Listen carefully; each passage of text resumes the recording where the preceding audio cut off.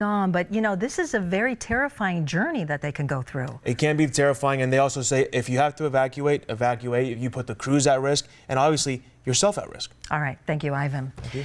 Now, today, Tucsonans got a chance to hear from refugees about what they experienced during their journeys, often escaping from war-torn countries across the world. Now, Max, there was a presentation today, but it was more than the usual presentation. It was more interactive, right? It was. The event was called Walk a Mile in a Refugee's Shoes, and they say the goal is to give Tucsonans an idea of the hardships many refugees experience as they're leaving their homes.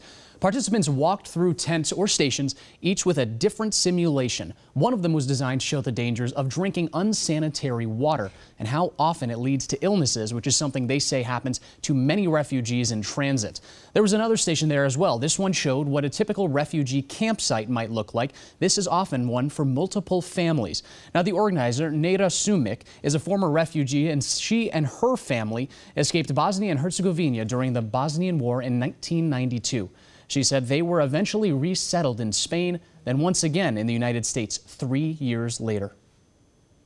People are running away from violence and conflicts, and they're not necessarily leaving their homes because they want to, but this is what they have to. They have no other choice.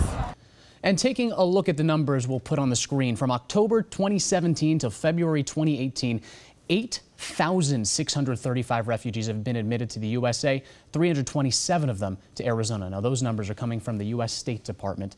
Today was the first time the group put on this event, and the organizer says she hopes to do it again next year. All right, thank you, Max. But for many Americans whose families immigrated to the U.S. generations ago, it can be hard to know exactly their genetic ethnicity. That's where home DNA testing kits like 23andMe and Ancestry DNA can come in. But it turns out the testing results and the perceived accuracy can be very different. As our parent company EW Scripps investigated and discovered, one woman took 3 different tests and the results varied widely. When we look at, for example, it says the Balkans here. One says 34%, one says 18%. Yeah, a little bit of a discrepancy there. Just a little bit. And those companies may actually use results for other things. And we'll hear from a former FDA official about that. The full story tonight at 10. Free tax help for some who have yet to file. We'll tell you who qualifies and when it's available. Plus, a couple of possible delays for your commute this week, what roads you might want to avoid. And later, how a Tucson clothing store is helping college students dress for success. You're watching KGUN 9 on your side.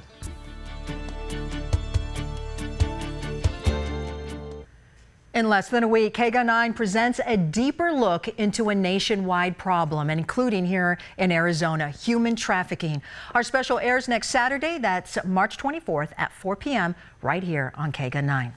We are now less than 1 month away from the tax deadline. The last day to file is April 17th. Click, tick, tick, tick, tick. The United Way is offering help every Saturday from 9 to 1 until the tax deadline. The Volunteer Income Tax Assistance Program is for households earning up to $64,000. Now, if you can't make it to one of those Saturdays events, they also offer walk-ins on Wednesdays and Thursdays. There are a number of locations throughout Pima County, and we have the full list at kgun9.com. A couple of road projects that could slow you down during your commute. That starts tomorrow. Crews will begin work on widening Aerospace Parkway between Nogales Highway and just east of Worldview. The construction will last from 6 in the morning until 6 at night every day until August 4th. 1 lane each way will stay open, but the speed limit will be reduced to 25 miles per hour. Pima County transportation officials say minor delays could happen. And tomorrow through Wednesday, crews will be working on restriping 5 Tucson roads: Wetmore, Flowing Wells, La Cholla, Camino de la Tierra, and Irvington. The work will last from 8 in the evening until throughout the morning. The roads will remain open during the striping. Kyler is here with a preview of the Sunday forecast. Yeah, and check this out. Colton Shunk, remember Karen Shunk? She usually sends us some pictures from Mount Lemmon. Well, this is her son taking a picture here. They got enough snow just to put on those trees today. Not going to stick around very long. We've got your forecast coming up. Plus, the first weekend of the NCAA tournament wraps up today. A look at some of the top moments so far. You're watching KGUN 9 on your side. Now, K-Gun 9 on your side. First warning weather with meteorologist Kyler Diggs.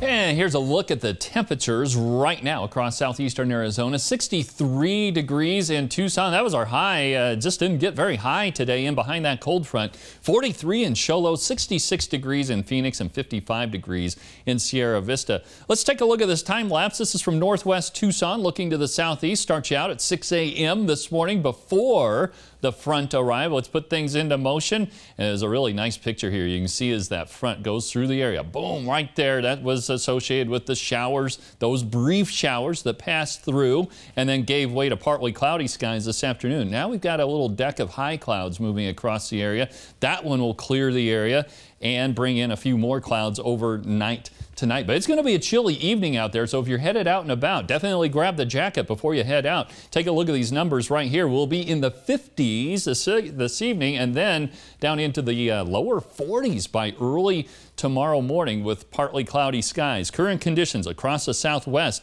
Pretty much chilly everywhere you look. 39 degrees in Albuquerque, 43 in Show Low, 36 at the Grand Canyon, 30s at Flagstaff, and 66 degrees in Havasu this afternoon, where they did pick up a little bit more sunshine, and almost 70 in Yuma. Some of that warm air starting to work its way back in from the west. Here's what it looks like on the radar and satellite right now.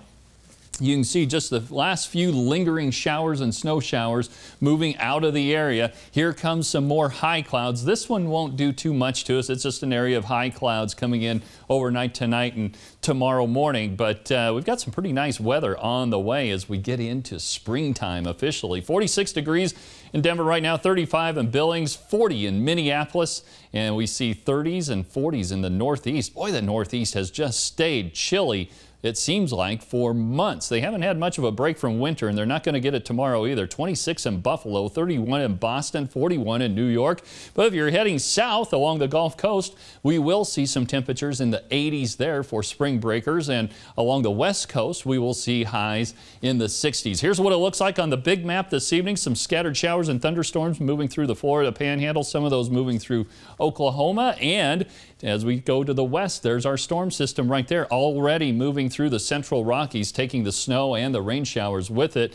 We'll see partly cloudy skies overnight tonight, and really a pretty quiet night on tap for us, but chilly. Look at these temperatures. 27 in Wilcox, 31 in Douglas, 35 in Bowie, and then to the south of Tucson, we will see temperatures dropping into the 30s, 32 at Sonoyta, and to the west of Tucson, right around 40 degrees for overnight lows, and that's about where we'll be in the metro area. Some upper 30s sneaking in there as well, like Sahuarita, 38 degrees, 39 in Oro Valley, 25 in Summerhaven.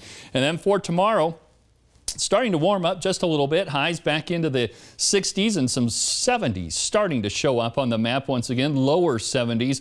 We'll see partly cloudy skies in the morning, mostly sunny skies in the afternoon, and just about 70 degrees in the metro area. We're going to have to wait one more day to really get those 70s back in here. 40 degrees overnight tonight with partly cloudy skies.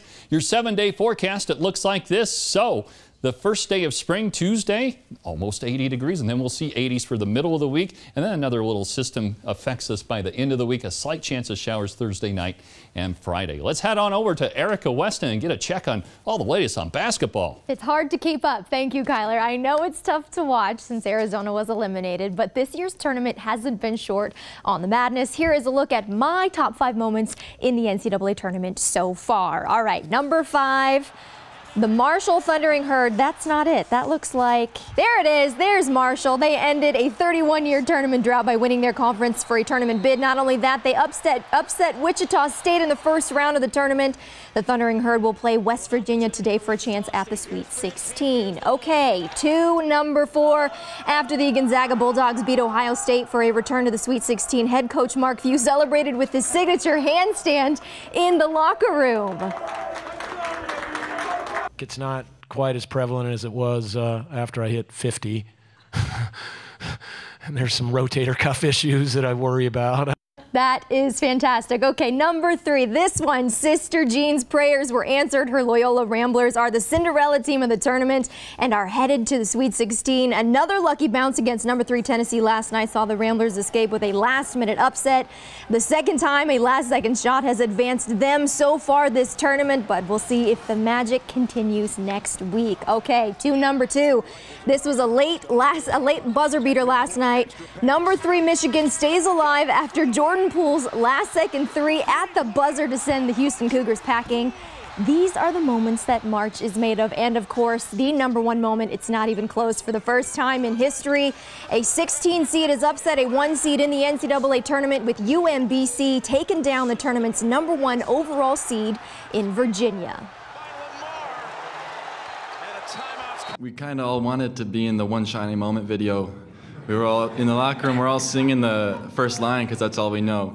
UMBC made history. Now 16 seeds are 135-1 all-time against the number 1 seed in the NCAA tournament. All right, switching gears. 2 weeks away from the Masters. Phil Mickelson won in Mexico 2 weeks ago. Tiger's on the verge.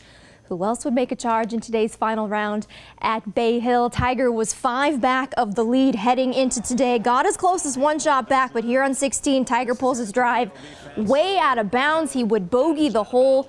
Woods finishes tied for 5th, 69 in his final round. Nobody was stopping Rory McIlroy today, though, in his short game on 15.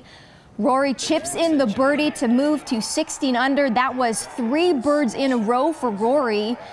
And here on 18, to put a bow on it, a birdie putt to finish at 17 under 64.